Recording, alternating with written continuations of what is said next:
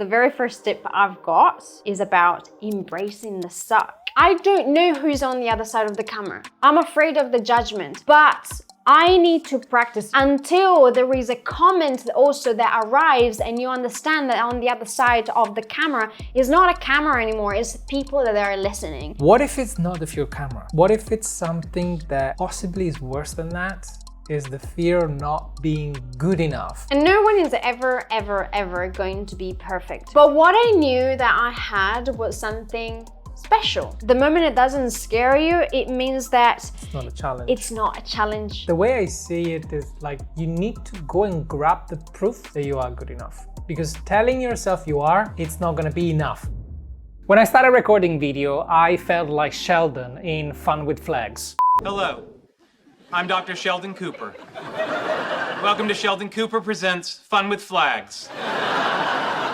But seriously, this is an issue. If you don't feel comfortable in front of a camera, your audience will sense that and will trust you less. You will have less presence and less power in your message. So I decided to ask Alessia, my wife. She comes from the show business world. She's been on stage for her whole life, musical theater shows, on ballet shows, as principals, as a soloist. She's done it all, and she's also sung in another language when she required to. She's insanely good at that. So I wanted to ask her some advice on how to help you if you feel you look awkward on camera and how to have a better presence.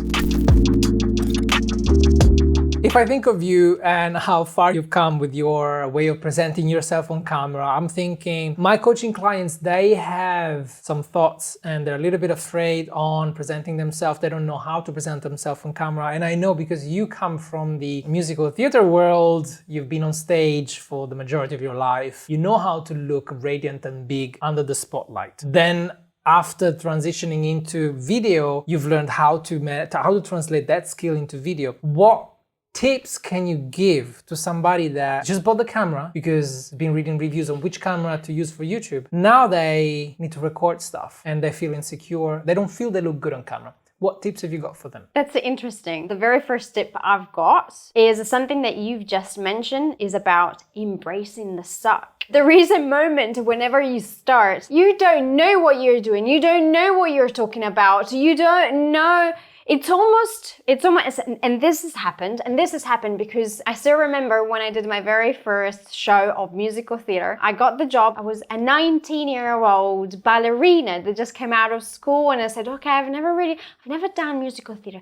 I really like it. I don't know how to sing, but they told me that I've got a very good singing voice, so maybe I can work on it, maybe there is something I can do. So the horrible things that would happen to me on stage or just before going on stage, when I was in the wings, and I always felt it, I couldn't speak. I was a very good dancer, so I knew I was anxious, maybe a little bit agitated. I had that stage fright. I always battled the stage fright with just get out there, get under the lights and do it. The adrenaline is high, it's very high, and that's what happens even when you're in front of the camera. But once you get it in, it almost becomes a quiet sea. It's a very interesting feeling. You forget about everyone that is in the audience. That's dancing. That's a skill that I acquired after 20 years of just getting thrown on stage. I knew what my weakness was, which was I cannot talk, I cannot speak. I don't want anyone to talk to me before I go on stage. And so just breathe it calmly. But this time when I had to sing in front of 2,000 people, I practiced and I practiced and I practiced and I practiced. I did my rehearsal. I also asked the musical director to make me practice by myself on stage with no one in the audience, just for me to get the feeling. Is the practice that you get. You still get out there, and the first thing that happened is my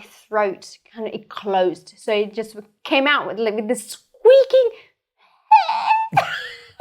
which it was horrendous. But I said, okay, so I understand that I need to practice, I need to get used to it, all right? The more I went out on stage, the more it became second nature, the more I understood how to breathe, the more I understood how to calm myself while talking. The same thing happens when you're in front of the camera and talking to a camera. At the beginning, as I was saying, I don't know who's on the other side of the camera. I'm afraid of the judgment, but I need to practice. You gotta embrace the beginning times where you record and nothing comes out. And you've got to practice and practice and practice and practice and practice and rewatch it and practice over and over and over and over again until it becomes second nature. Until there is a comment also that arrives and you understand that on the other side of the camera is not a camera anymore, it's people that are listening. So you've switched the focus from you. From me into what the can person. you give to others? What can I give to others? What can I tell them? And especially there is someone out there listening. Because I remember you practicing with your iPad. Ooh,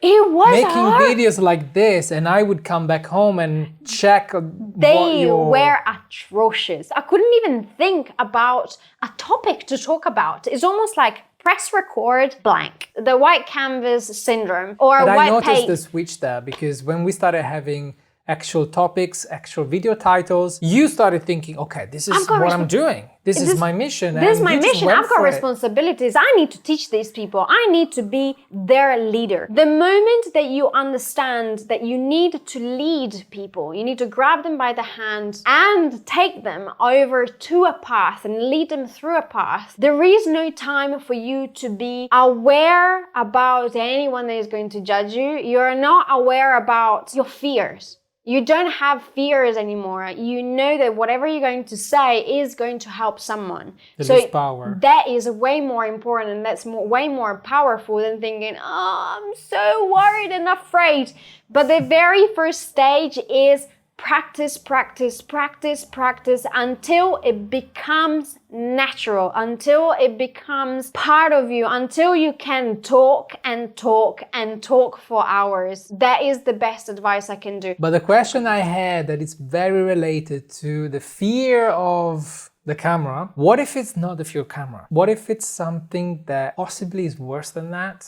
Is the fear of not being good enough to putting yourself out there, let alone selling your own digital products. Who am I to be telling other people what to do, how to better their lives, their relationships, how to get more money, how to improve in their skill, in their discipline? What if I don't think I'm good enough? What do you say to me? And no one is ever going to be perfect. But what I knew that I had was something special, a way of creating art that no one else has. And it goes back into trying to find your superpower, trying to find what your quirkiness is, what makes you different, what makes you unique, and what nobody else has. The way I see dance, the way I see ballet, the way I teach it, it's unique to me. The good thing is that there is a marketplace for everyone, because not everyone is going to like me, the way I teach, the way I talk, the way I move, the way I dance. Not everyone is going to like it, but I know that there is going to be someone that says, I'm attracted to what you do. I feel comfortable with you. It's almost like the moment that I come with you, it's home, all right? It's there. You might think that you're not good enough, and probably for yourself, for you, you're never going to be good enough. But what you need to see is, if you say something or you're given advice or you take someone by the hand and you are a few steps ahead of this person and you help them solve a problem that they have, and this person has got results, you just need that person to succeed, that someone that is in front of you to succeed, to say, wow, I've done exactly what you've done and is helping me and is making me happy. Then your confidence grows. You only need to put yourself out there, do things, even if they scare you, and do them anyways, because I think it's one of the most important things. You had the patience to let me try and fail and be crap in front of camera and looking at the videos that I was making on the iPad and go, oh my God, we're never going to go forward. We're never going to do it. We're never going to do it. See you through. But it's the fact that I said it doesn't matter how horrible I feel, look, and I cannot come out with an idea, or I cannot talk in front of the camera. I don't think I'm good enough because I've got all these doubts and self-doubts that they come from decades of limiting belief, okay? Because I was worried about this judgment. And I said I'm not good enough to actually be in front of a camera and be a leader and be someone that can take people by the hand and support them through their journey. Even if you have a glimpse and say, you know what, I really want to try it. I think you need to do whatever it takes, even if it's scary. You need to get out there. You need to push yourself. You need to walk the fire and say, I know it's going to burn. I know it's going to burn. It's going to hurt. It's going to be scary, but I am going to do it anyways. So the burn is the indication you're going towards the right direction. You are going towards the right direction. If it feels soft and nice and warm. No, it's soft kitty, warm kitty. It means that you are staying exactly in the same comfortable position. The moment it doesn't scare you, it means that it's not a challenge. It's not a challenge. And whenever someone tells it, that's a good thing. So whenever someone tells us, oh, you need to do this thing, it's like, ooh, and these butterflies kind of come, you know, in your stomach. There is this feeling, you go, oh, I really don't want to do it, but I know I should do it. I need to do it. I have to do it because I'm so scared. But it's also the fact that whenever you're doubting yourself or you're scared to do it, you feel that everything is so tight around your stomach. You just go for it. You gotta push it. You gotta push it. You gotta just jump. It's almost like you're jumping into the unknown, and it must be done. As scary as it is. I totally agree with that because we felt it. I know it. And the way I see it is like you need to go and grab the proof that you are good enough. Because telling yourself you are, it's not gonna be enough. At least for me, empowering statements don't work because I feel like I'm BSing myself. And it might be okay in the moment if I need to go and speak with somebody that I'm really scared about. I can just do like some power moves and pretend I'm Superman or whatever. Sometimes they do work. They do work, but really believe deep inside that you're good enough. You just do whatever you just said before. But go and grab the proof that you are because you've done this thing that was scary. Then do it again if it's not enough. And then again. And again, and again, and again. After a while, we are in our home speaking about this stuff in, in this set. That's insane what you can accomplish from I have no idea how to do a video and be coherent into not being coherent maybe, but still trying it out and trying to give some value to other people. I love it. Thanks so much for all of the beautiful things you said about what we've done. I think we helped somebody. I'm hoping. We hope so. I'm hoping we helped somebody. Thank you for all the nice things you said about me, which was the reason why I created all of this.